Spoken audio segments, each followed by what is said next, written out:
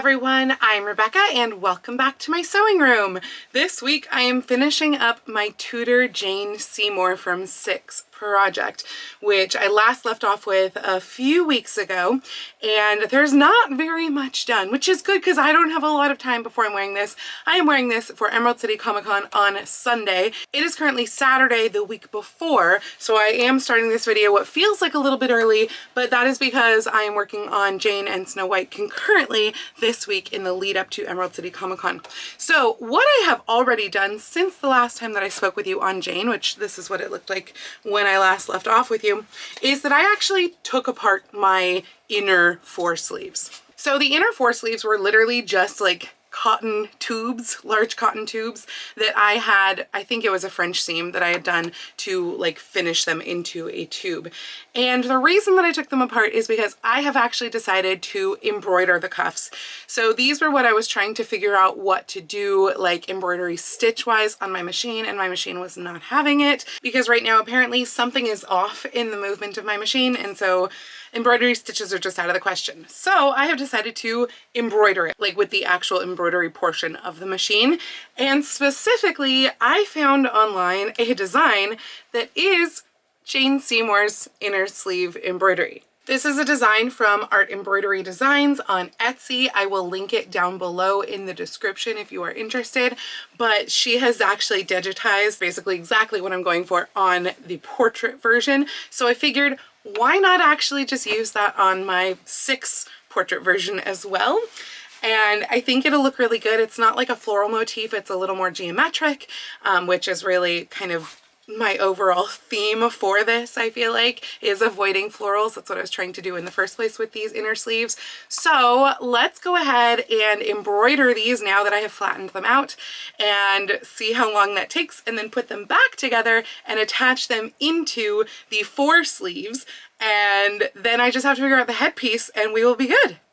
So as you can see, I've got my stitch out here side by side. I've already got the machine going and everything is laid out side by side with the helpful use of the embroidery perfection tape again, which I'm gonna need to get more of, and I found out you can't really get it online, so off to Quality Sewing I go. But I had marked out my edges where I'm hoping the design will come to, which is the pink line. We'll see if it actually makes it there. Now that said, I don't actually think it's stitching out quite correctly. I feel like I am seeing bobbin thread coming up, but I could not tell that from kind of the start of this stitch out if this was just how it's digitized or if this is like imperfections. And frankly, it's done all of it the same way. So I'm just gonna let it happen. It, I suppose, grays it out a little bit. I don't necessarily mind that. And it would probably not do that if I had black bobbin thread, but unfortunately I only have white bobbin thread. So that is what it's gonna do. This is a very, very long, lengthy stitch out, because especially since I have 2 of them there, it's 67 minutes total. Yeah, really, really long. By the time it finishes this one, like this side, it will be 34 minutes done in the stitch out. But knock on wood, it's been going pretty okay for now. I am hoping that I actually have enough thread to do all of this, because I am going to need to do like 2.5 more of the motifs. She has smaller ones that aren't quite this long in the pack, so I'm really hoping that I can just, for like the end part where I'm trying to fit it in, that I will just be able to do one of the other ones, one of the, like a design that's maybe this big or something like that, and fill in the gap that I will need at the end. So let's talk headpieces. According to the Tudor Tailor, this is the size of the Gable hood. It is 23.5 inches long on the longer side, the front side, and it's like 16.5, a little over 16.5, I think, inches wide along the back end with these curves over here. This is not what I want. I know this is what would be historically accurate. I am not feeling that for this 6 costume. I don't like Gable hoods. So I want to do something that is kind of a compromise between a gable hood and a French hood, which I think is a lot more flattering, even though I know that Jane Seymour was adamantly against French hoods. But I found this picture right here, which is, of course, not historically accurate at all. This is from the other Boleyn girl, and this is obviously Anne Boleyn. It's a gable hood shape, but kind of a French hood size. So I think that's what I'm gonna do. This is 2 layers of buckram right here. I have it folded along the long front edge here, and I kind of mathed out that this other Boleyn girl one would need to be about, I think I figured out like 18 inches or 18.5 inches around the front instead of 23.5 inches.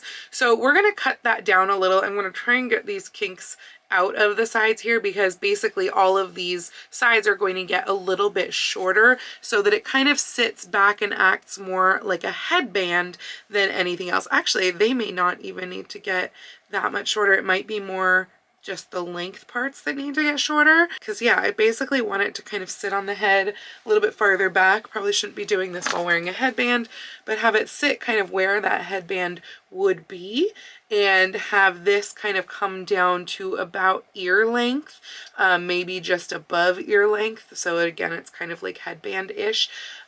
Probably I will still have this depth, because what's supposed to happen here is that then there is another piece in the back. I'm looking at the pattern here on my phone. There's another piece in the back that is kind of filling in this shape, like a hard shape right in here.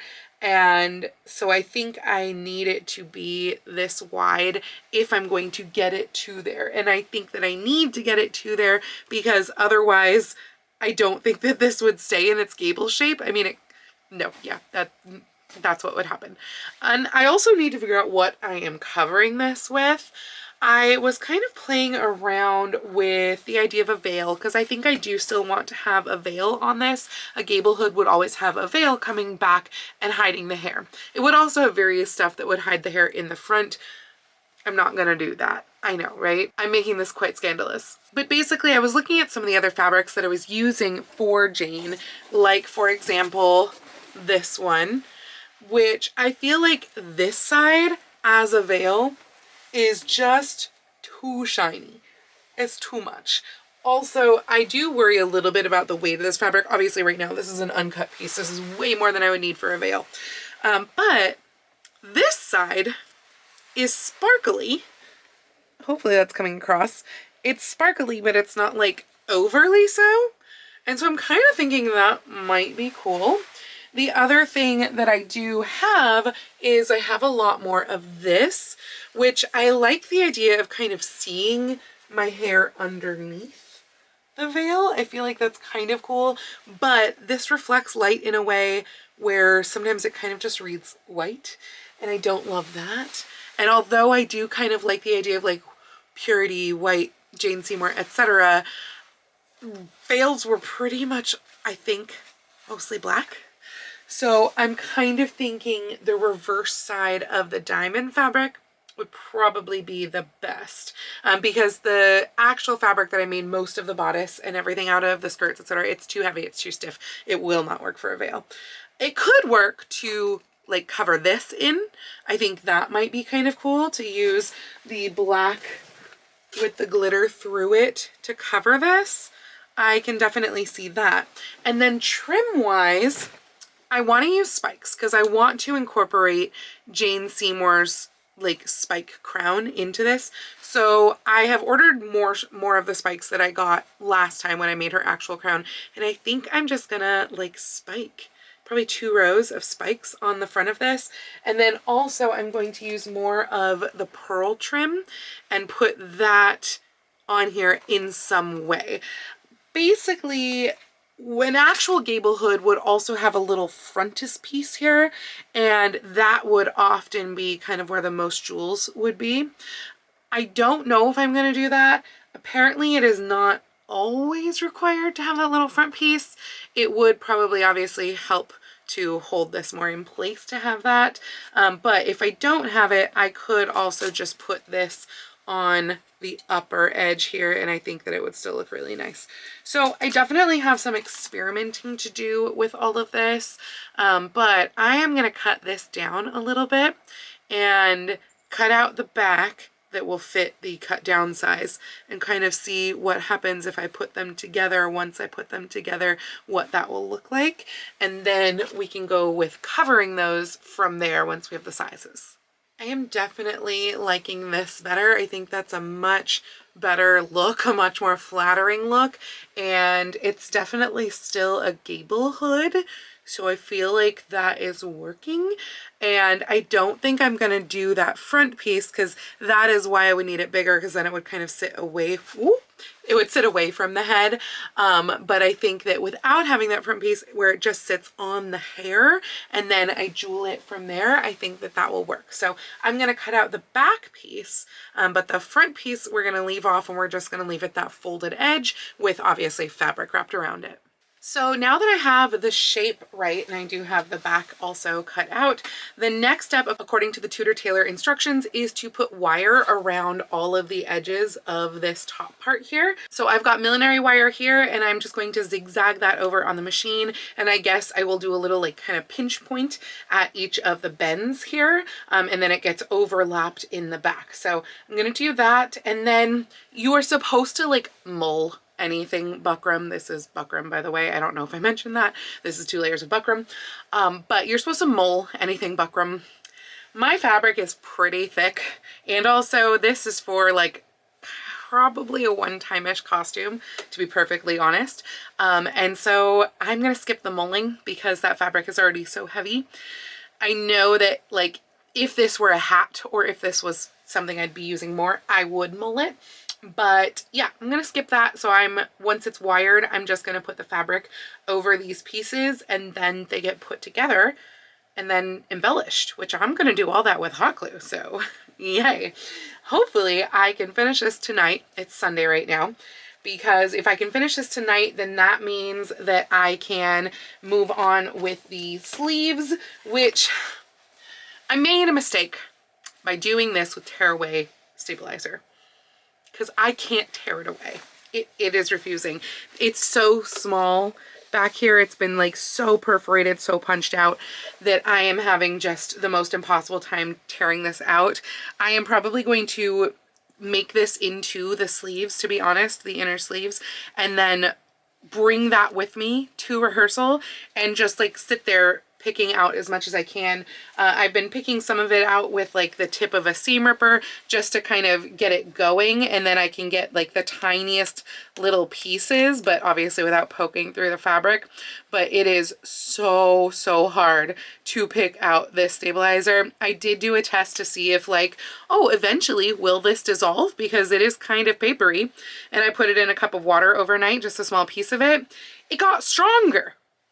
So that's fun. So no, it really doesn't dissolve, and I really should have used a water-soluble stabilizer, but you live and you learn. Okay, so first off, I have wired this piece now all the way around. And secondly, I don't think this is the way I'm supposed to do this, but I have created kind of a sleeve for it to go into of the outer piece. I was only gonna use 1 layer of this, like just the top, and do cotton or something on the bottom, but it just seemed like this was kind of an easier method. So this is a fold. This should be going alongside the front. And then I right sides together did a seam on either side, just to about there on the corner, just so that I'd have like the corners set. And hopefully I can get this inside there. I don't know for certain.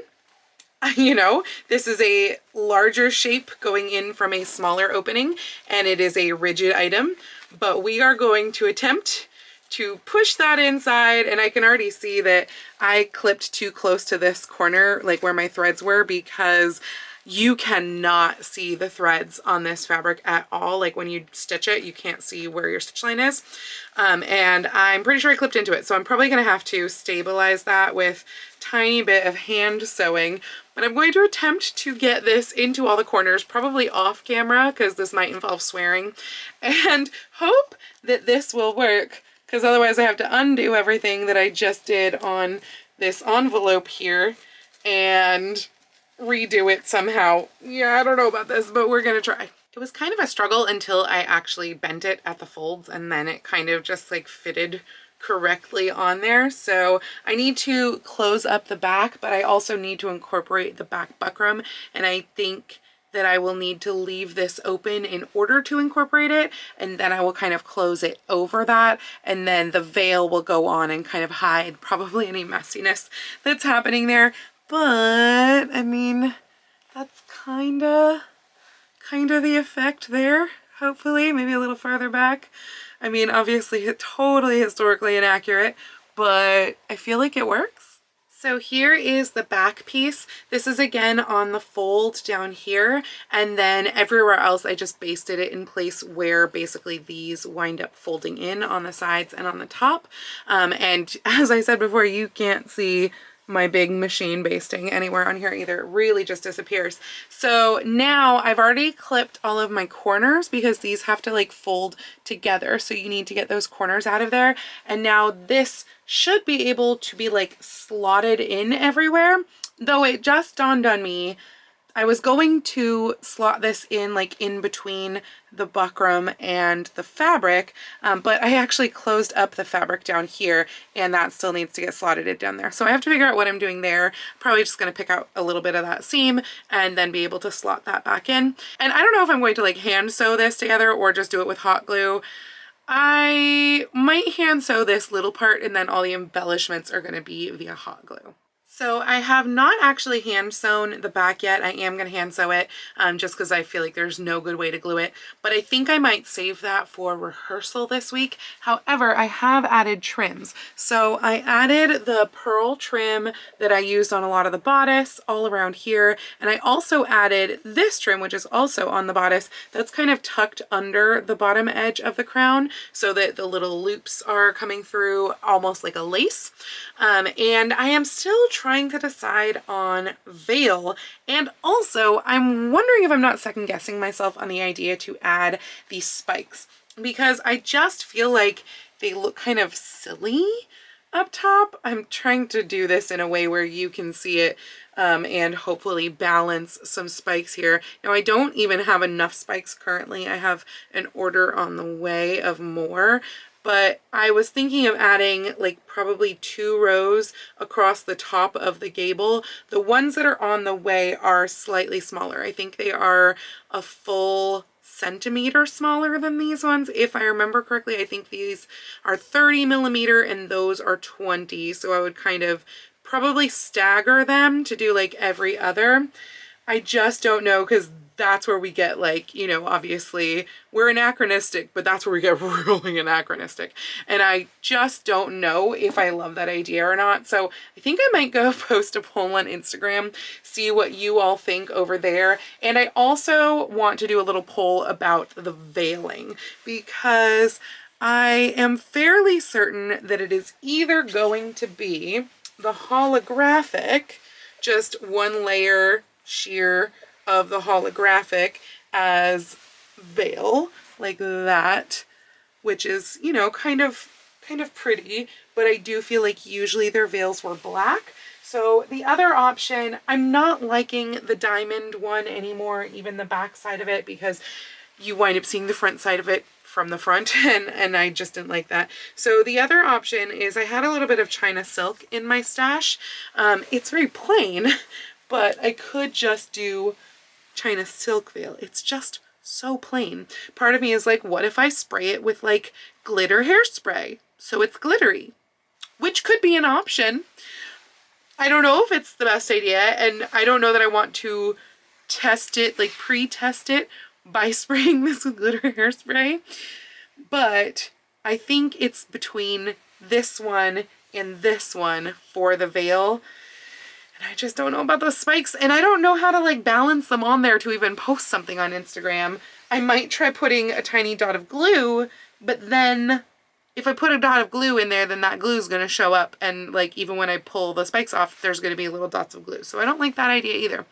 So I'm not sure how I'm going to do this, but I'm going to go poll the audience and see what you all think over on Instagram. Make sure you're following me on Instagram, because that's where I tend to post the majority of my polls, because it's a lot better for real time. So I posted my poll last night to Instagram about the decorations for the gable hood, and responses are still coming in. As of last night, it seemed like the majority for the veil was saying the black veil, or to layer the black with the holographic and have the holographic underneath.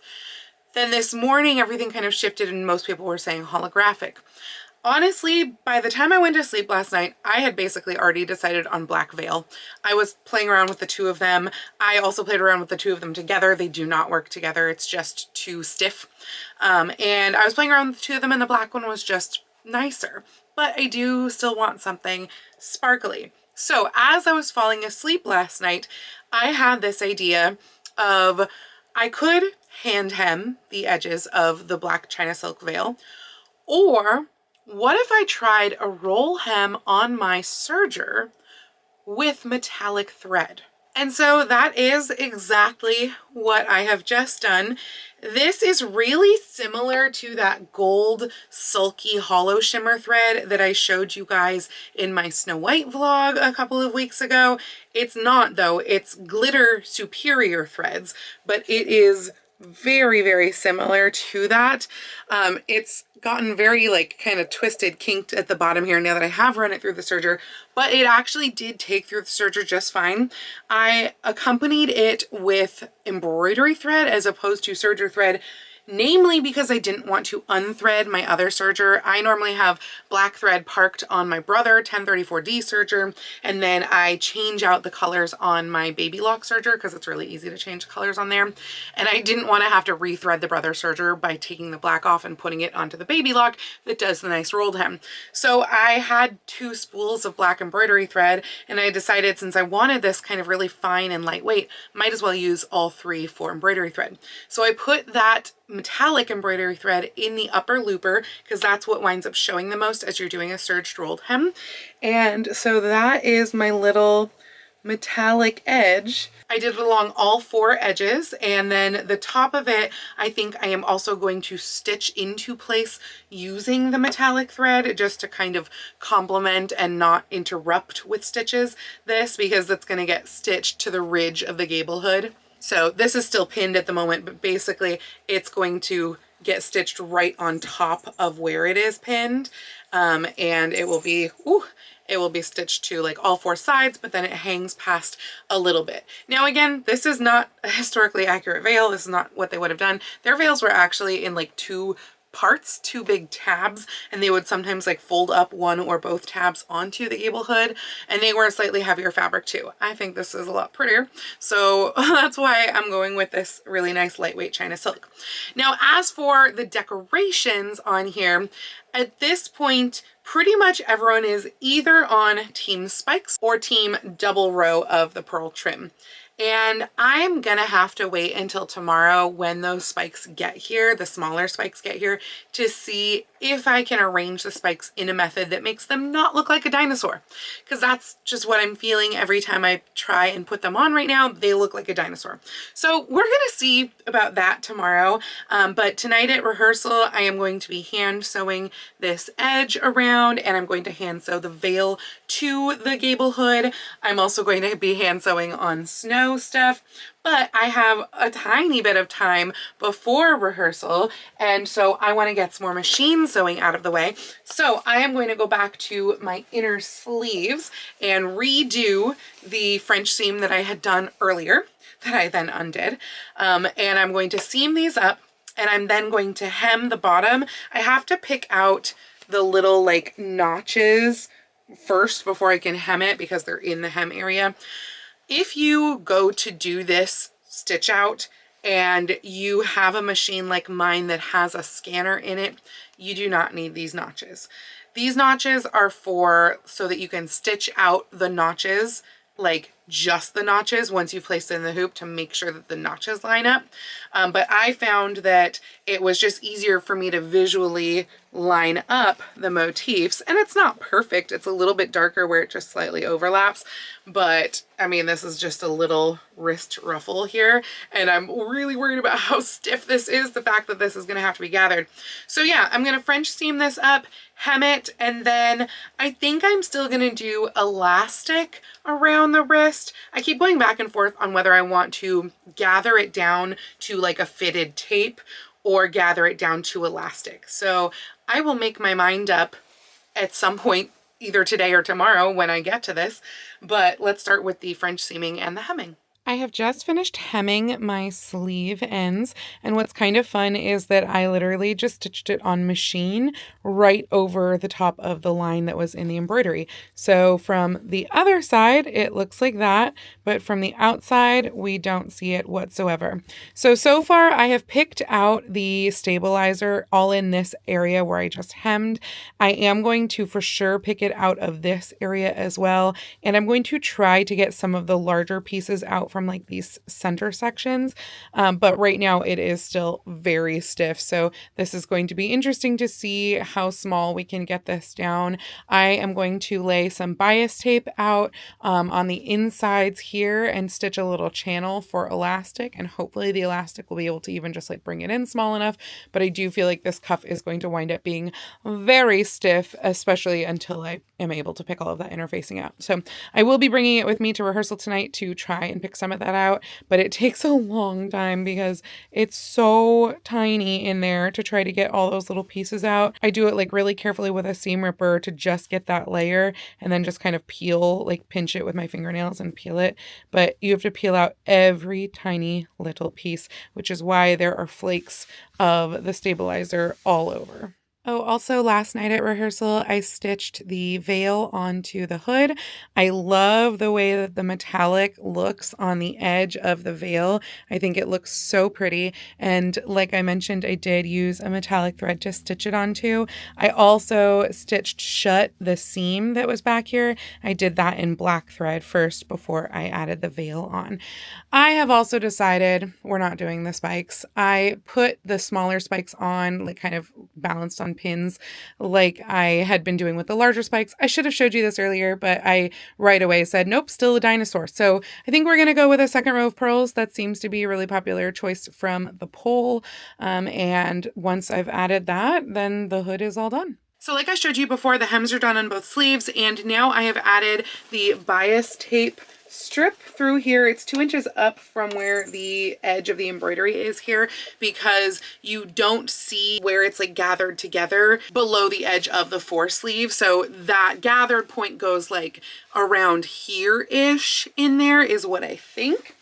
So it'll kind of be probably tacked into place there just so that it stays in the right place. Plus the sleeve is going to be secured in the little points, the little like jeweled points along the edge of the fore sleeve.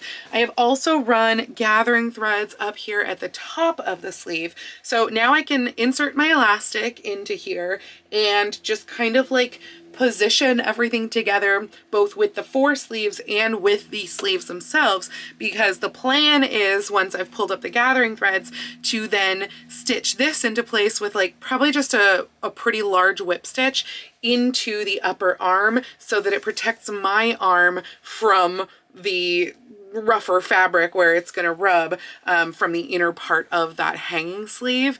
So this will be better because it's cotton. So this is significantly longer than the fore sleeve, and basically it will stick up so that this hits about there and this sticks up about there, which should be what I need to get it to about here on my arm. Hopefully all of that will work out. I am going to insert that elastic, pull up my gathering stitches, and start adding it together with the fore sleeves.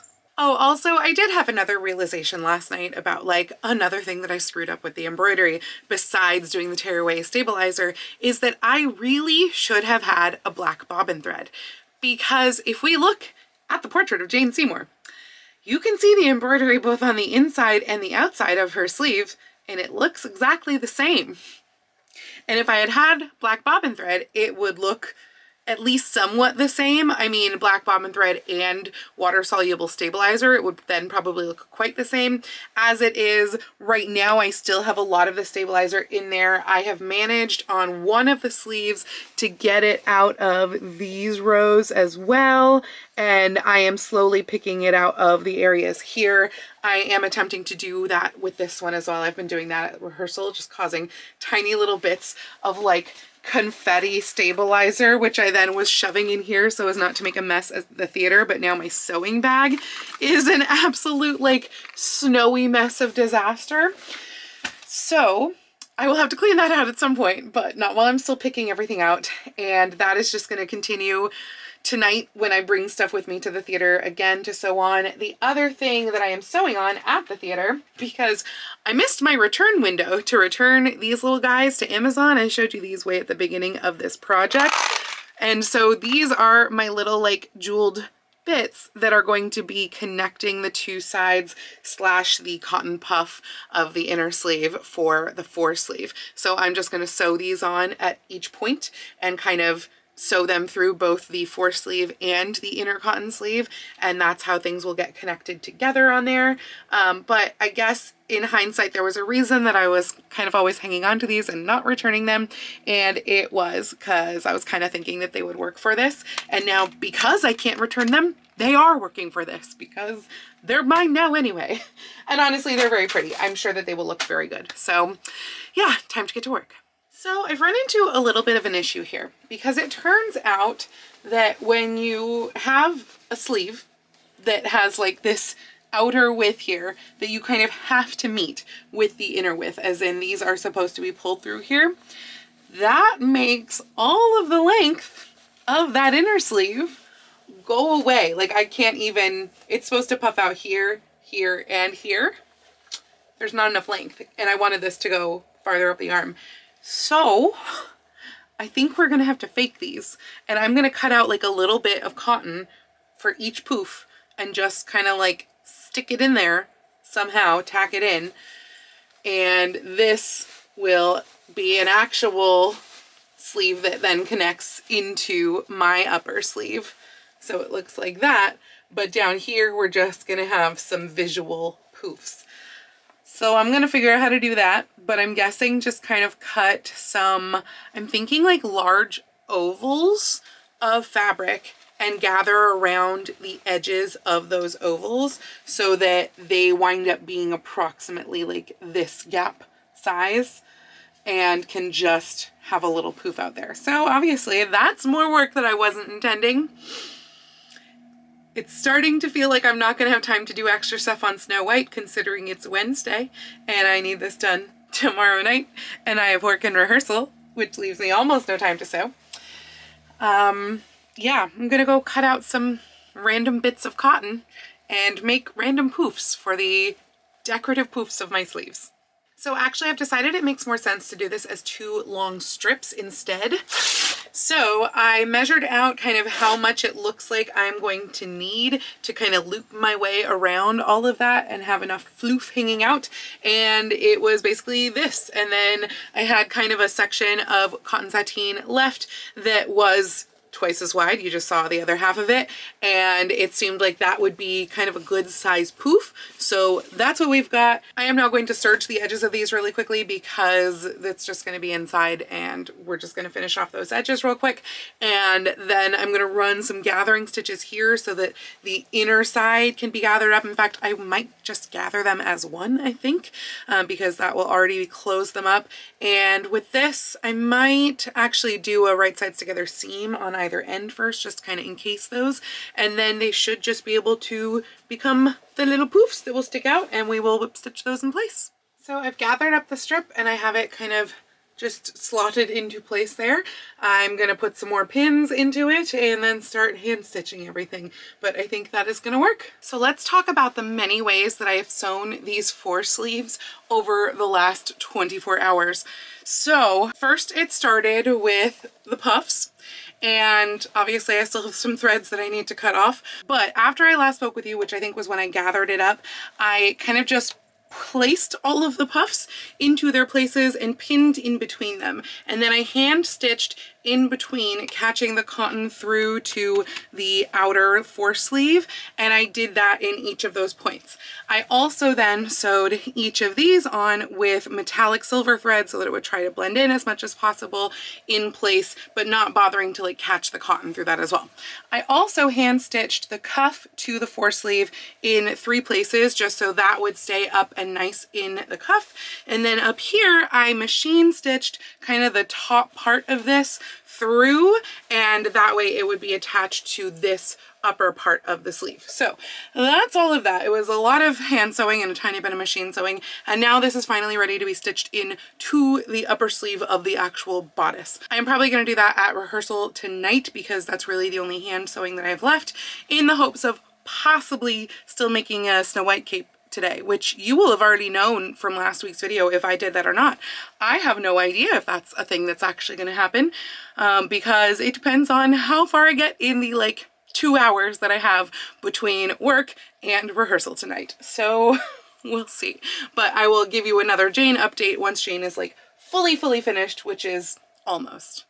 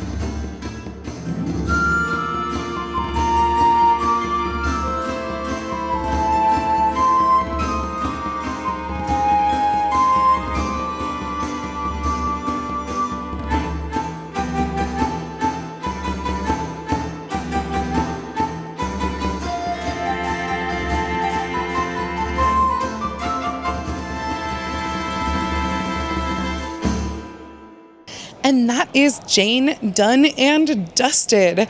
Honestly, she's been pretty decent to wear. She was definitely the warmest cosplay that I wore this weekend, but she wasn't too bad. All the warmth was coming from these crazy sleeves, and there's just so many layers to them. I mean, there's nothing that I can do to make those any cooler, frankly. But I got a lot of compliments on her, even though I think some people were confused as to what I was, particularly when I was wandering around solo at Comic-Con. People tended to be more confused. But when we were in a group, people knew what we were, which is actually really awesome. And I had so much fun with the rest of the group of the 6 girls, even though there were 4 of us. But yeah, we had a really wonderful time. I really enjoyed this cosplay. I hope that I get the chance to wear this again for things. I don't know for what, but maybe I'll bring it out for like Rose City Comicon or something like that. So yeah, I've really enjoyed my foray into the Tudor period here. Hopefully you have as well. If you liked this video, please go ahead and click the thumbs up icon. And if you'd like to see more videos like this from me, please go ahead and click subscribe and the little bell icon to be notified every time I post a new video. I do post videos here on YouTube at least once a week, usually with sewing vlogs like this out on Tuesdays, and sometimes with additional costuming or sewing related content out on Saturdays, especially shorts. But I post every day over on my Instagram, so please go follow me on Instagram. That's at Lady Rebecca Fashions. And if you'd like to help support all of the work that I do on this channel, I do have a link to my Patreon and my Ko-fi down in the description below, or you can send me a super thanks or join my YouTube channel memberships right here on YouTube below the video. I'd also like to give a special shout out to my Embroidering level patrons, Jean and Kim. Thank you all so much for joining me today. I hope you all have a wonderful week, and I will see you very soon in my next video. Happy sewing!